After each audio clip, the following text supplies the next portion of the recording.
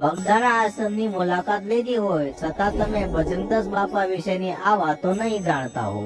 બજરંગદાસ બાપા મૂળ તો રાજસ્થાનના રામાનંદી સાધુ, પણ એમના વડવાઓ વર્ષોથી ગુજરાતના ભાવનગરમાં સ્થાયી થયા હતા। ચોક્કસ તારીખની માહિતી નથી મળતી, પણ ઈસવીસન 1906 માં અધેવાડા ગામના ઝાંઝરિયા હનુમાન મંદિરે એમનો જન્મ થયો। એમના પિતાનું નામ હરિદાસ બાપુ અને માતાનું નામ શિવ કુંવરબા હતું। જન્મે બજરંગદાસ બાપાનું નામ ભક્તિરામ હતું, પણ ભક્તિના માર્ગે પગલા માંડ્યા પછી એમના ભક્તો એમને બજરંગદાસ બાપા તરીકે ઓળખે છે। સુરત, આનોલ, ભાવનગર, પાલીતાણા, જેસર વગેરે જગ્યાઓએ ફરતા અને સેવા કરતા બજરંગદાસ બાપા કાલમોદર પહોંચ્યા। અહીં તેમને સપ્તાહ કરી અને 3 વર્ષ ત્યાં રહ્યા। બાપા ત્યાર પછી બગદાણા આવ્યા અને અહીં સ્થાયી થયા। જો તમે બજરંગદાસ બાપા અને એમના પરચા પર ભરોસો કરતા હો તો આ વિડીયો લાઈક કરો, કમેન્ટમાં બાબા સીતારામ લખો અને ચેનલને સબસ્ક્રાઇબ કરો। જો તમને આ વિડીયોમાંથી કંઈ નવું જાણવા મળ્યું હોય તો બાપાના અન્ય ભક્તો સાથે વિડીયો શેર કરો।